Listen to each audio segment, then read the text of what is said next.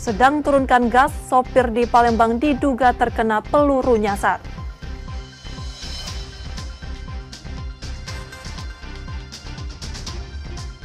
Kembali berulah, penjahat kambuhan membegal motor milik ojek online. Satu tersangka dilumpuhkan polisi.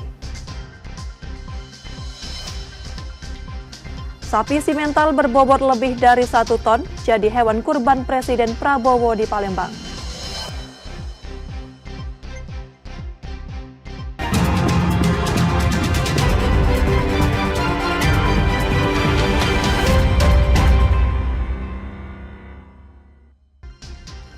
Saudara, selamat pagi. Apa kabar Anda hari ini? Seperti biasa, kami akan membuka hari Anda dengan sejumlah laporan menarik dari Sumatera Selatan dan daerah lain di Sumatera bagian selatan. Selain berita utama tadi, masih ada informasi menarik lainnya yang akan kami sampaikan. Bersama saya Rizka Silviana, inilah Kompas Sumbaksel selengkapnya di Kompas TV, independen, terpercaya.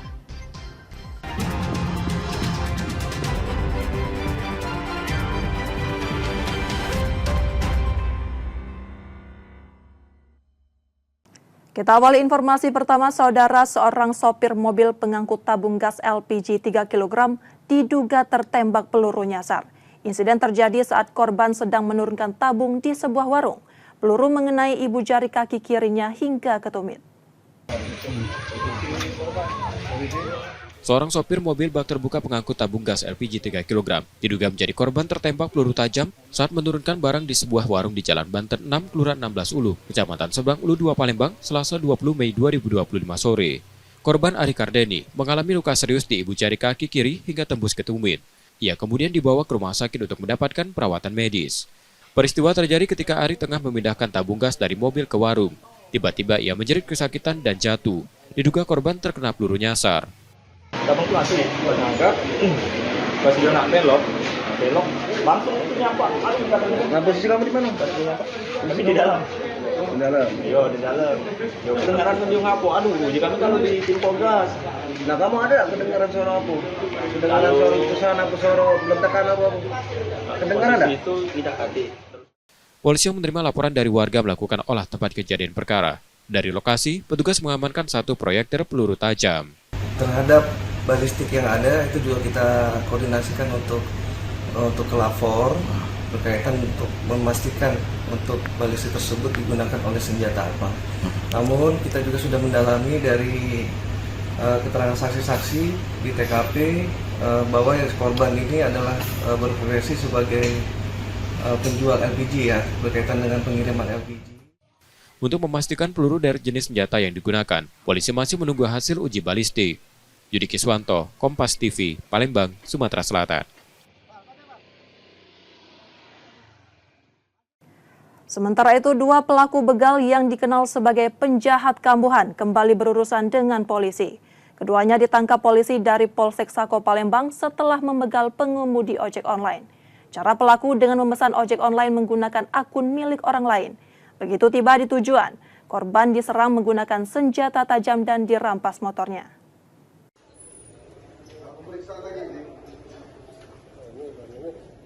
Tim Buru Sergap Polsek Sako Palembang meringkus 2 residivis Agus dan Agustian yang kembali membegal. Keduanya ditangkap setelah membegal seorang pengemudi ojek online di kawasan Kenton City, Sako pada April lalu. Cara yang digunakan terbilang licik. Agus berpura-pura menjadi penumpang dan memesan layanan ojek online dengan akun milik orang lain. Saat korban tiba di lokasi, pelaku menyerang dengan senjata tajam yang disembunyikan di pinggang.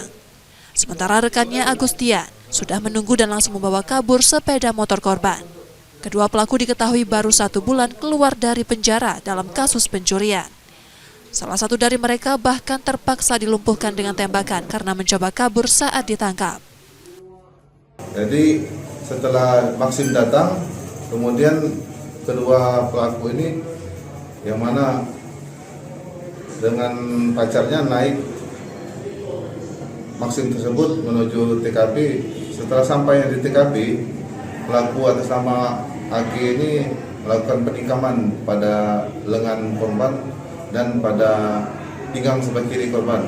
Jadi pada saat kita lakukan interogasi, pelaku sempat melawan dan sempat melarikan diri, dan atas perintah saya melakukan tindakan yang tegas tepat. Dari tersangka, polisi menyita sepeda motor milik korban yang sempat dijual ke penada. Saat ini penyelidikan masih terus dilakukan, termasuk kemungkinan lokasi lain yang pernah menjadi sasaran mereka.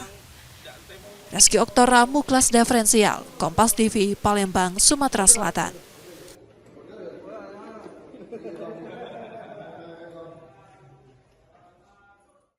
Seorang karyawan bank di Musi Banyuasin, Sumatera Selatan ditangkap Kejaksaan Negeri setempat.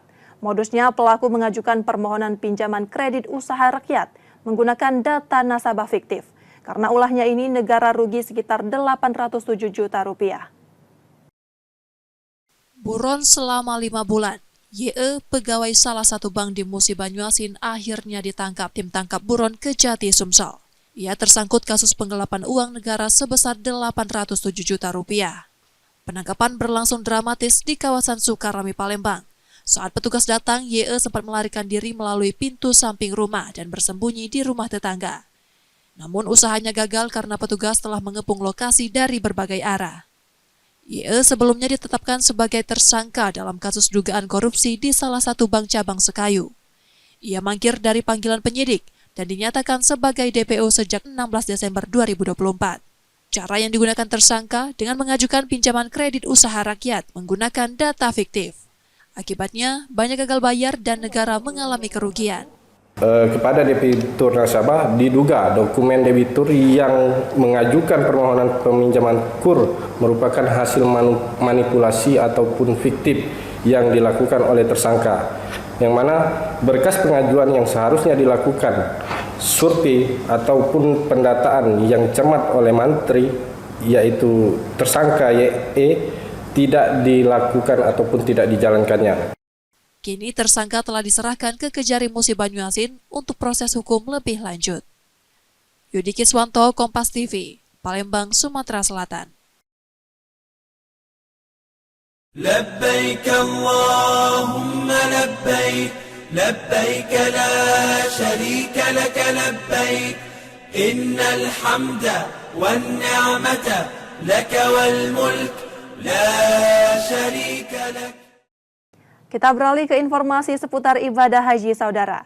Asrama Haji Sumsel kembali mencuri perhatian. Saat meninjau fasilitasnya, Wakil Ketua Badan Penyelenggara Haji menyebut asrama haji ini sebagai salah satu yang terbaik di Indonesia. Bukan tanpa alasan, keberadaan lintasan SAI menjadi nilai lebih yang belum tentu dimiliki asrama haji di daerah lain. Fasilitas ini bisa memberi pengalaman yang lebih mendalam bagi jemaah sebelum berangkat ke Tanah Suci.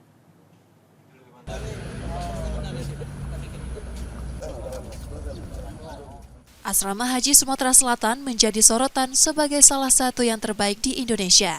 Penilaian itu muncul usai peninjauan yang menunjukkan keunggulan fasilitas, termasuk keberadaan miniatur Ka'bah dan lintasan SAI yang jarang dimiliki asrama haji lainnya.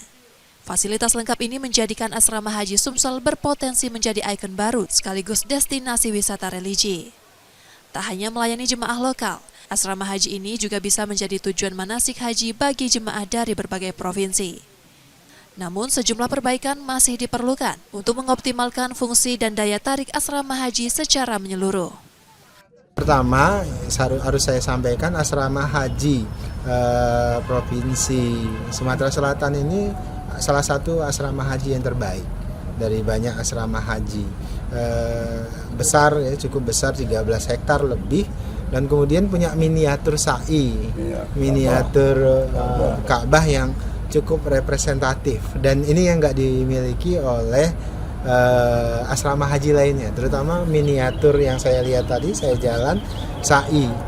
Tapi ada tapinya, sepertinya harus lebih banyak juga dilakukan renovasi, karena menurut saya ini bisa menjadi simbol Sumatera Selatan sebagai salah satu provinsi kan yang dikenal orang Sumatera Selatan ini kenalnya kan religius. Nah, kalau kemudian ini bisa menjadi simbol wisata religius, itu akan sangat luar biasa.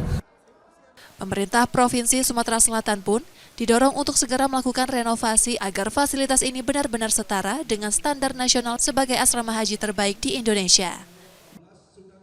Muhammad Reza Pahlevi, Kompas TV, Palembang, Sumatera Selatan.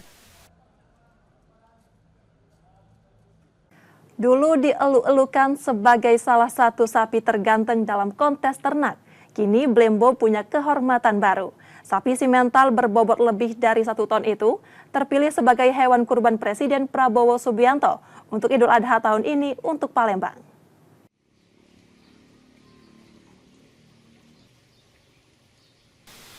Dari sebuah peternakan di kawasan Ilir Barat 2 Palembang, seekor sapi simental berbobot lebih dari 1 ton terpilih menjadi hewan kurban Presiden Prabowo Subianto.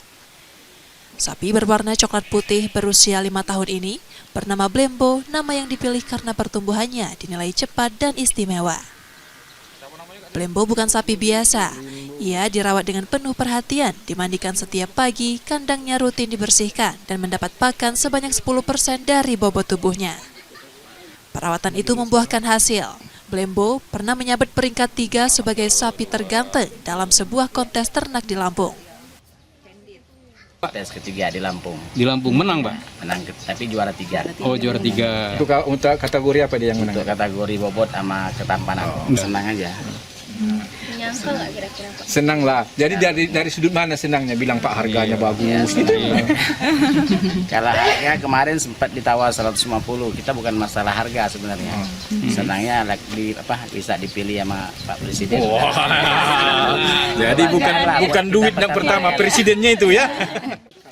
Pemilihannya sebagai hewan kurban Presiden dilakukan setelah melewati proses survei yang ketat. Dari 3 sapi kandidat, Blembo dinilai paling memenuhi syarat, baik dari usia, bobot, hingga kesehatannya. Penilaian dilakukan Dinas Ketahanan Pangan dan Peternakan Sumatera Selatan, lalu diusulkan ke Sekretariat Presiden. Sedangkan kalau soal terpilihnya ini, kita kan ada beberapa kandidat yang memang kita masukkan paling tidak minimal kalau yang setiap provinsi itu minimal 3.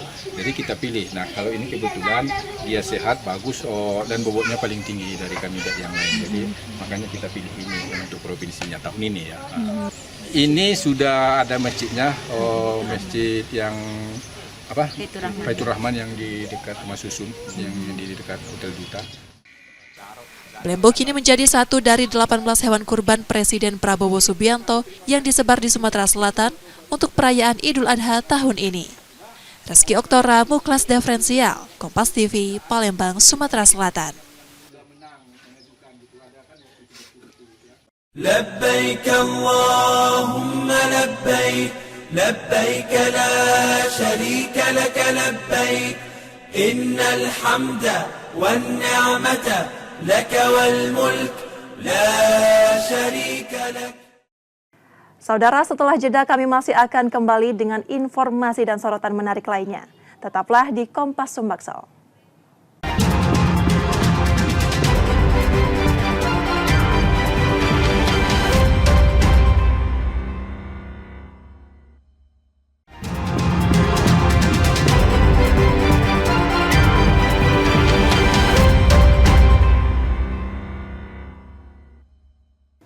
Saudara, terima kasih Anda masih menyaksikan Kompas Sumbaksel.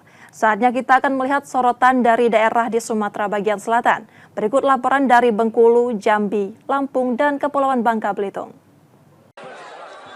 Dari total 3.000 pelamar yang mengikuti pameran bursa kerja pemerintah Bengkulu beberapa waktu lalu, saat ini baru 150 orang saja yang diterima bekerja di perusahaan. Belum maksimalnya serapan tenaga kerja dikarenakan lowongan kerja yang dibuka tidak sesuai dengan kriteria pelamar. Dinas Tenaga Kerja dan Transmigrasi Provinsi Bengkulu menyebut, sebagian besar lowongan pekerjaan yang dibuka adalah lulusan SMA di bidang perkebunan. Sementara 50% pelamar yang mengikuti pameran bursa kerja merupakan lulusan sarjana. Perusahaan yang menerima lulusan sarjana juga tidak membuka banyak lowongan pekerjaan. Biasanya pencari loker dari data 2.000-3.000-an orang itu hampir 50%-nya itu sarjana. Sementara loker yang tersedia baru tingkat SMA. Nah di situ yang ada gapnya. Tapi kalau untuk posisi administrasi perkantoran itu yang sangat-sangat sedikit. Rata-rata satu perusahaan paling butuh 2. Nah ini yang menjadi kesulitan kami. Sementara yang mendaftar bisa ribuan tamatan S1. Meski demikian, pemerintah daerah terus mendorong perusahaan dapat menyerap tenaga kerja lokal sehingga tingkat pengangguran bisa berkurang. Bayazir Al-Raihan, Kompas TV Bengkulu. Sejumlah warga di Bengkulu mulai disibukkan dengan berbagai aktivitas jelang dimulainya perayaan festival tahunan pada 1 Muharram atau bertepatan tanggal 27 Juni mendatang. Salah satunya membuat bangunan tabut. Bangunan tabut dibuat menggunakan kayu, bambu, hingga rumbia yang membentuk bangunan sedemikian rupa lalu digabungkan dengan puncak tabut. Saat ini pembuat tabut hanya memasang pernak-pernik serta menyusun kerangka tabut. Proses pemasangan seluruh bagian dilakukan pada puncak festival tabut atau dikenal dengan sebutan tabut bersanding pada 9 hingga 10 Muharram. Biaya yang dikeluarkan untuk membuat satu bangunan tabut ini tergolong tidak sedikit, yakni berkisar 25 hingga 30 juta rupiah. Selain itu, warga juga bersiap dengan terus berlatih tari dan musik dol yang akan dipentaskan pada festival tahunan tersebut. Sebenarnya makna dalam ini kita mengingat sejarahnya bahwasanya Husain di perang Karbala itu sendiri. Namun untuk prosesi di Bengkulu itu sendiri, kalau saya ingin melestarikan kebudayaan yang di Bengkulu, bagaimana Bengkulu ini tanggal 1 sampai 10 Muharram itu kan dalam sakralnya itu ada kegiatan-kegiatan sakral yang diberikan oleh rukunan keluarga Tabut Bengkolen misalnya seperti itu. Tapi kita dalam kebudayaan khususnya hanya memeriahkan saja, memeriahkan bahwasanya dalam pembuatan tabut itu sendiri. Jadi kita Tabut sendiri merupakan tradisi khusus warga di Bengkulu dalam menyambut Tahun Baru Islam serta mengenang cucu Nabi Muhammad, Hasan dan Husain. Bayazir Al-Raihan, Kompas TV Bengkulu. Video amatir berdurasi 37 detik ini memperlihatkan seorang pria menggunakan senjata tajam jenis celurit menganiaya dan mengancam istrinya. Video dugaan kekerasan dalam rumah tangga. Aksi penganiayaan yang dilakukan pelaku terhadap istrinya lantaran kesal dan cemburu melihat istrinya video call dengan pria lain. Pelaku Afriandi, warga desa Muaro Sebapo, Kecamatan Mestong, Kabupaten Muaro Jambi, saat ini sudah diamankan di Mapolres Muaro Jambi untuk pemeriksaan lebih lanjut. Kasat Reskrim Polres Muaro Jambi mengatakan, pelaku nekat menganiaya dan mengancam sang istri menggunakan senjata tajam lantaran terbakar api cemburu. Sudah beberapa kali ada laporan di Polsek, namun untuk kali ini karena sudah menggunakan senjata tajam, sudah mengancam nyawa, dan perbuatan KDRT tersebut tidak bisa kita biarkan, tidak bisa kita tolerir.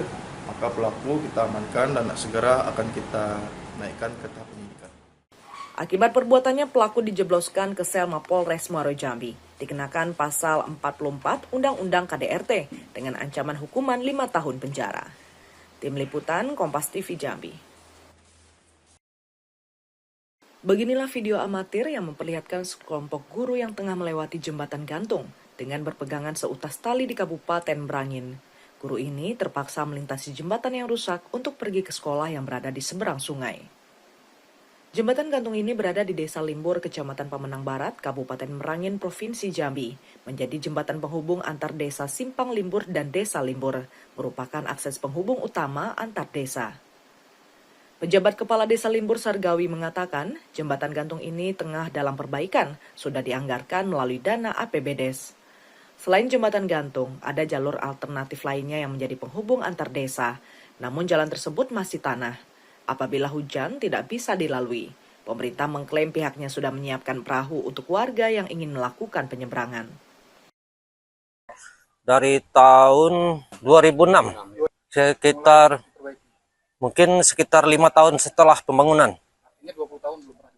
belum pernah diganti. Jadi kami selaku pemerintah desa mengingat jembatan kami ini sudah rusak, maka kami selaku pemerintah desa menganggarkan dari dana desa itu dari APBDes, kemudian kami masuk anggaran sebesar 200 juta. Kami dari pihak Kodim 64 Pulau Sorgo membantu melaksanakan kegiatan perbaikan jalan.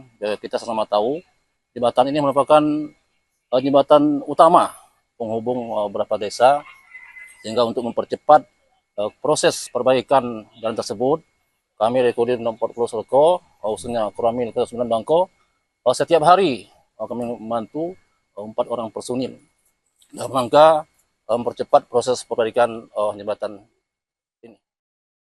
Warga berharap jembatan ini secepatnya diperbaiki agar guru dan siswa yang melintas aman dan terhindar dari bahaya. Ratnasari, Kompas TV Jambi. Polda Lampung kini telah mengambil alih penanganan kasus pembakaran rumah lurah atau kepala kampung Gunung Agung, Kecamatan Terusan Nunyai, Kabupaten Lampung Tengah, Lampung pada Sabtu 17 Mei lalu. Kapolda Irjen Helmi Santika membenarkan pemicu aksi pembakaran rumah lurah ini berawal dari kematian seorang warga oleh tersangka atas nama Sadewo karena cekcok soal postingan di media sosial terkait dugaan penyelewengan bantuan sosial beras oleh Lurah Sukardi. Dari kasus ini, satu tersangka pembunuhan sudah diamankan di Polres Lampung Tengah. Sementara perkara pengerusakan rumah Lurah Sukardi masih dalam penyelidikan oleh Dirkrimum Polda Lampung dengan mengumpulkan barang bukti dan keterangan saksi guna menentukan siapa tersangka yang berperan sebagai provokator. Bang Taman. Ya, untuk lebih efektif penanganannya, saya membagi tugas. Yang pertama, untuk pengerusakan dan pembakaran ini ambil alih ditangani oleh Krimum Polda Lampung. Kemudian dugaan tindak pidana korupsi terhadap penyelewengan atau mungkin penyimpangan dalam bantuan pangan. Ini rupanya sudah ditangani lebih awal oleh Polres Lampung Tengah. Sudah ada sekitar 270 orang yang dilakukan verifikasi, tapi kembali lagi ini sebagai bentuk backup satuan atas kepada Polres, sehingga penanganannya itu nanti setelah diasistensi akan kita tarik ke Polda. Polisi juga mengimbau warga Lampung Tengah untuk tetap tenang dan menjaga kondusivitas, serta tidak termakan dengan informasi hoaks yang beredar. Roma Friaidam, Kompas TV, Lampung.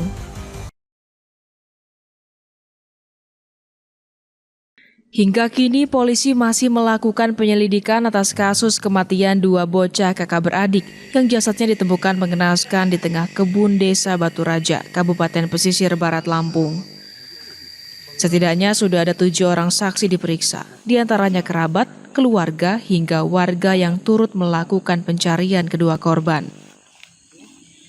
Direskrimum Polda Lampung, Kombes Pahala Simanjuntak menyampaikan, pihaknya telah mengirim sejumlah barang bukti untuk dilakukan uji lab di Pusat Laboratorium Forensik.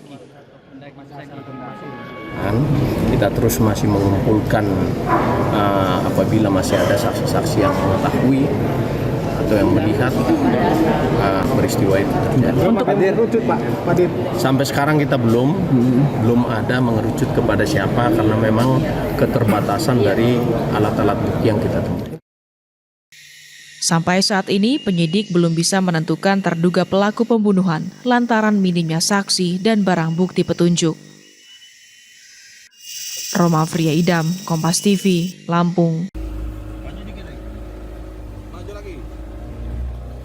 LM alias Meng, seorang kapten kapal asal Kepulauan Riau, diamankan petugas saat hendak menyelundupkan puluhan ton timah ke Malaysia. Dari hasil penggerbekan, petugas menemukan sebanyak 20 ton pasir timah yang dikemas dalam 400 karung. Aksi penyelundupan ini diduga berasal dari aktivitas pertambangan tanpa izin. Polisi pun menahan tersangka di markas Polairut Polda Bangka Belitung untuk proses hukum lebih lanjut. Sementara barang bukti disimpan di Rumah Benda Sitaan Negara atau Rubasan Pangkal Pinang. Jadi yang berhasil kita amankan 1 unit kapal KM Laut Biru 5 yang rencananya akan membawa pasir timah ke luar Pulau Bangka. Itu tujuannya ke negara Malaysia. Yang kita amankan sekarang kita lakukan proses penyidikan terhadap pelaku berinisial LM, usia 39 tahun, warga Kepulauan Riau. Akibat perbuatannya, pelaku dijerat pasal 161 Undang-Undang Republik Indonesia Nomor 2 Tahun 2005 tentang pertambangan mineral dan batu bara dengan ancaman maksimal 5 tahun penjara dan denda 100 miliar rupiah. Nanda Ardiansah, Kompas TV, Pangkal Pinang, Kepulauan Bangka Belitung. Saudara, demikian tadi sorotan dari Bengkulu, Jambi, Lampung, dan Kepulauan Bangka Belitung. Setelah jeda, kami masih akan kembali dengan informasi menarik lainnya. Tetaplah di Kompas Sumbaksel.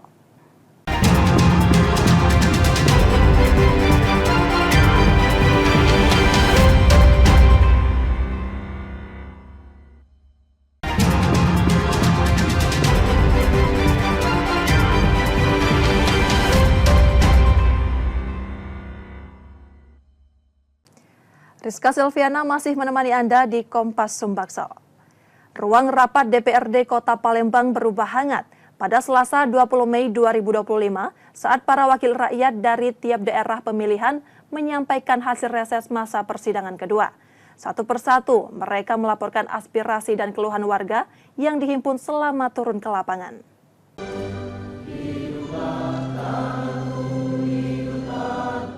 Dewan Perwakilan Rakyat Daerah Kota Palembang menggelar rapat paripurna ke-11 masa persidangan 2 Selasa 20 Mei 2025.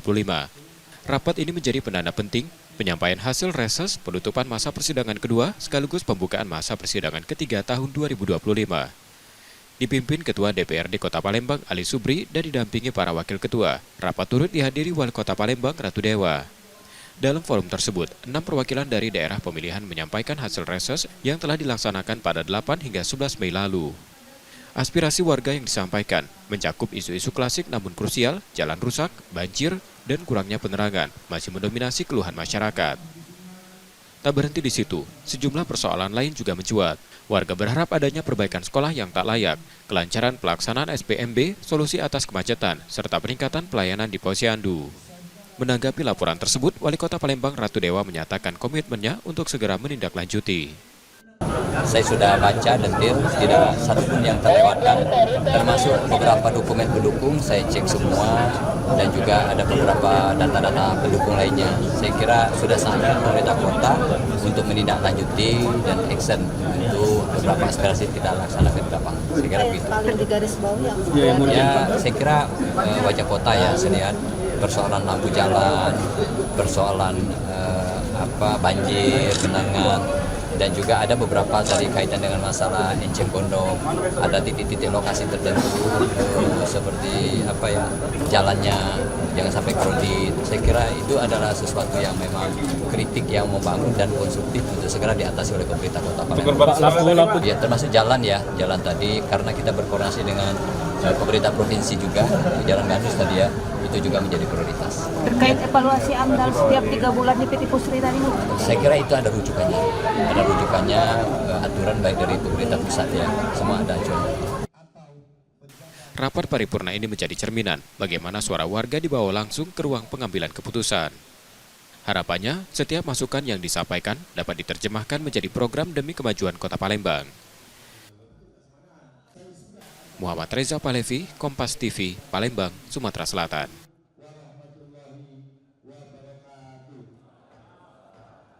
Saudara, puluhan mantan narapidana terorisme di Palembang, Sumatera Selatan kembali menata hidup. Mereka dibekali pelatihan teknisi sebagai langkah awal untuk mendapatkan pekerjaan layak seperti warga lainnya. Pelatihan menjadi upaya pemenuhan hak, sekaligus solusi atas kesulitan finansial yang umumnya mereka hadapi usai masa hukuman.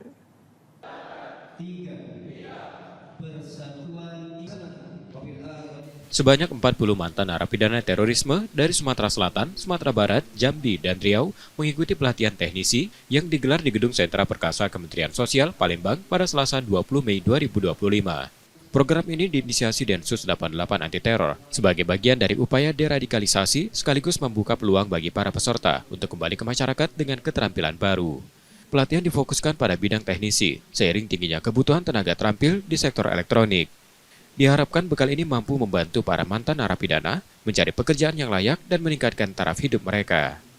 Sebagian besar peserta diketahui mengalami kesulitan finansial setelah bebas dari masa hukuman. Karena itu, pelatihan ini menjadi langkah penting untuk memperkuat kemandirian ekonomi mereka. Pelatihan servis AC ini tidak susah.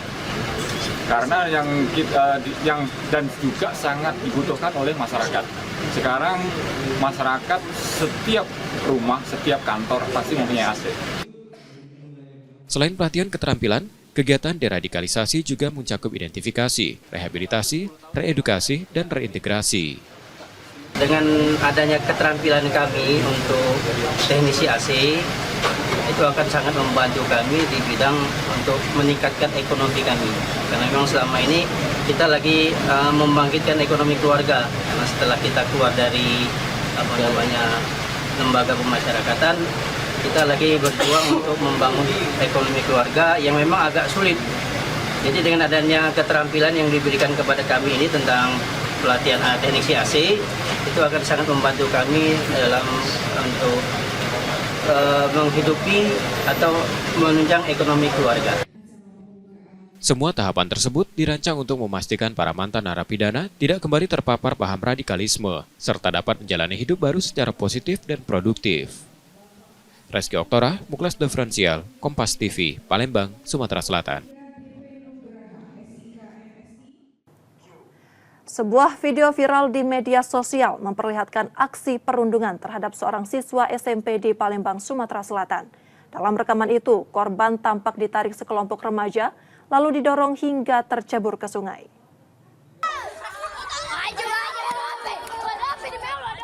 Ini merupakan rekaman perundungan yang menimpa seorang siswa SMP, TR, 13 tahun di Palembang, Sumatera Selatan, yang belakangan viral di media sosial.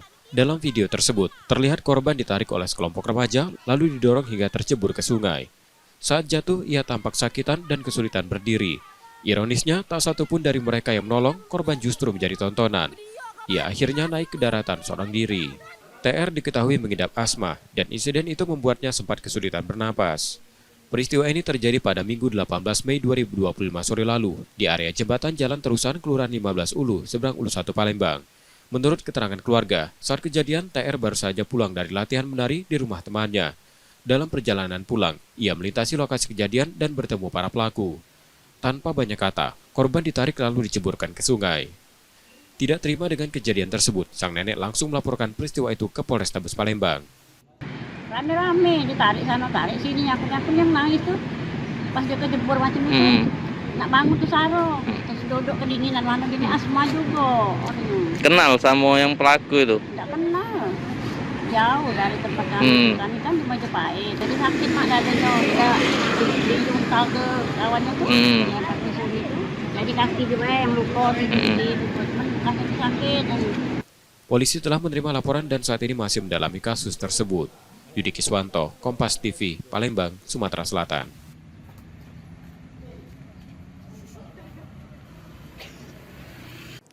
Kita beralih ke informasi seputar olahraga, saudara. Seleksi tahap kedua calon pemain elit Pro Academy Sriwijaya FC U20 mulai digelar. Dari proses ini, manajemen klub berencana mencoret 25 nama untuk menyaring talenta terbaik yang akan masuk ke skuad utama akademi.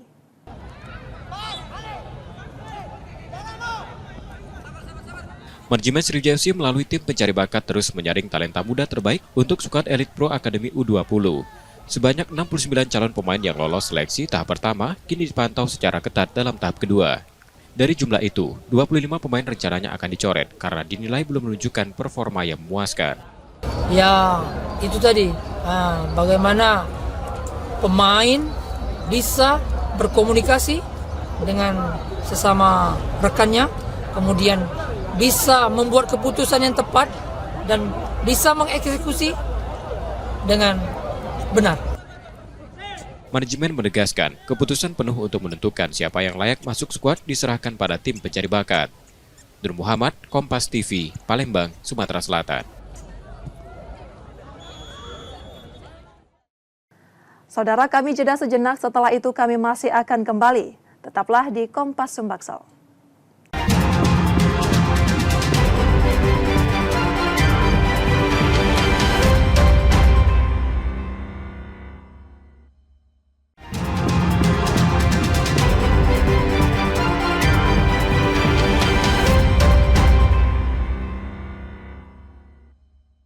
Terima kasih saudara, Anda masih menyaksikan Kompas Sumbaksel. Jika Anda tidak sempat menyaksikan sorotan utama kami, berikut kilasan laporan utama Kompas Sumbaksel hari ini. Seorang sopir mobil bak terbuka pengangkut tabung gas LPG 3 kg diduga menjadi korban tertembak peluru tajam saat menurunkan barang di sebuah warung di Jalan Banten 6, Kelurahan 16 Ulu, Kecamatan Seberang Ulu 2 Palembang, Selasa 20 Mei 2025 sore. Korban Ari Kardeni mengalami luka serius di ibu jari kaki kiri hingga tembus ke tumit. Ia kemudian dibawa ke rumah sakit untuk mendapatkan perawatan medis. Peristiwa terjadi ketika Ari tengah memindahkan tabung gas dari mobil ke warung. Tiba-tiba ia menjerit kesakitan dan jatuh. Diduga korban terkena peluru nyasar. Tabung itu masih nangkap, pas dia nak belok langsung itu nyampak. Nah, posisi kamu di mana? Tapi di dalam. Di dalam? Iya, di dalam. Kedengaran dia ngapo, aduh, jika kami kalau di tim Polgas. Nah, kamu ada kedengaran suara apa? Kedengaran suara letusan apa, suara ledakan apa? Kedengaran ada? Itu tidak ada. Polisi yang menerima laporan dari warga melakukan olah tempat kejadian perkara. Dari lokasi, petugas mengamankan 1 proyektil peluru tajam. Terhadap balistik yang ada itu juga kita koordinasikan untuk kelapor berkaitan untuk memastikan untuk balistik tersebut digunakan oleh senjata apa. Namun kita juga sudah mendalami dari keterangan saksi-saksi di TKP bahwa korban ini adalah berprofesi sebagai penjual LPG ya, berkaitan dengan pengiriman LPG. Untuk memastikan peluru dari jenis senjata yang digunakan, polisi masih menunggu hasil uji balistik. Yudi Kiswanto, Kompas TV, Palembang, Sumatera Selatan.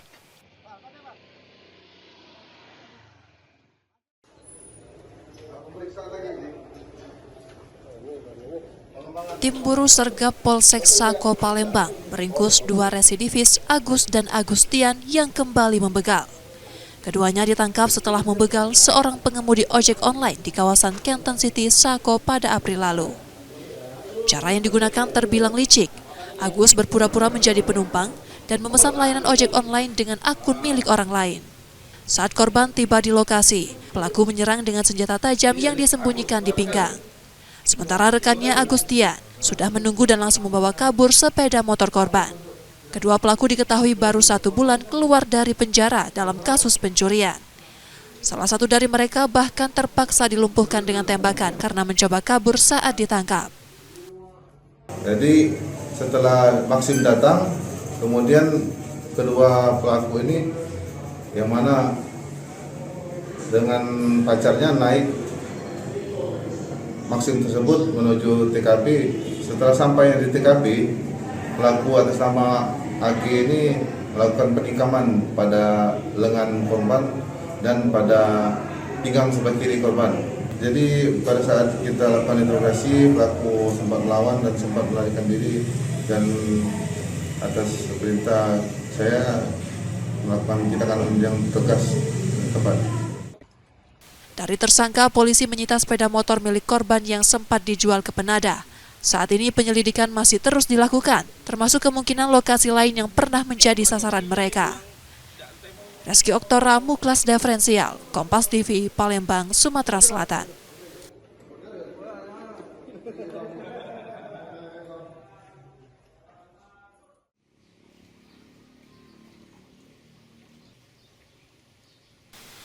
Dari sebuah peternakan di kawasan Ilir Barat 2 Palembang, seekor sapi simental berbobot lebih dari 1 ton terpilih menjadi hewan kurban Presiden Prabowo Subianto. Sapi berwarna coklat putih berusia 5 tahun ini bernama Blembo, nama yang dipilih karena pertumbuhannya dinilai cepat dan istimewa. Blembo bukan sapi biasa. Ia dirawat dengan penuh perhatian, dimandikan setiap pagi, kandangnya rutin dibersihkan, dan mendapat pakan sebanyak 10% dari bobot tubuhnya. Perawatan itu membuahkan hasil. Blembo pernah menyabet peringkat 3 sebagai sapi terganteng dalam sebuah kontes ternak di Lampung. Tes ketiga di Lampung. Di Lampung menang, Pak? Menang, tapi juara 3. Oh, juara 3. Untuk kategori apa dia yang menang? Untuk kategori bobot sama ketampanan. Senang aja. Nyangka nggak kira-kira Pak? Senang lah. Jadi dari sudut mana senangnya? Bilang Pak harganya bagus. Gitu. Kalau harga kemarin sempat ditawar 150. Kita bukan masalah harga sebenarnya. Senangnya bisa dipilih sama Pak Presiden. Jadi bukan duit yang pertama presidennya itu ya. Pemilihannya sebagai hewan kurban presiden dilakukan setelah melewati proses survei yang ketat. Dari 3 sapi kandidat, Blembo dinilai paling memenuhi syarat, baik dari usia, bobot, hingga kesehatannya. Penilaian dilakukan Dinas Ketahanan Pangan dan Peternakan Sumatera Selatan, lalu diusulkan ke Sekretariat Presiden. Kalau soal terpilihnya ini, kita kan ada beberapa kandidat yang memang kita masukkan paling tidak minimal, kalau yang setiap provinsi itu minimal 3. Jadi kita pilih. Nah, kalau ini kebetulan dia sehat, bagus, dan bobotnya paling tinggi dari kandidat yang lain. Jadi makanya kita pilih ini untuk provinsinya tahun ini ya. Ini sudah ada masjidnya, masjid yang Baitur Rahman yang di dekat Rumah Susun, yang di dekat Hotel Duta. Blembo kini menjadi satu dari 18 hewan kurban Presiden Prabowo Subianto yang disebar di Sumatera Selatan untuk perayaan Idul Adha tahun ini. Reski Oktora, Muklas Diferensial, Kompas TV, Palembang, Sumatera Selatan. Informasi tadi saudara menjadi akhir dari Kompas Sumbaksel hari ini. Tetap saksikan konten lokal di Kompas TV setiap hari, mulai pukul 4.30 hingga 7 pagi. Kembali kami mengingatkan bagi Anda yang ingin berbagi informasi atau kritik dan saran dapat mengakses media sosial kami di @kompas_tv_palembang. Akhirnya saya Rizka Silviana pamit. Tetaplah menyaksikan Kompas TV, independen terpercaya. Terima kasih sudah menonton dan sampai jumpa.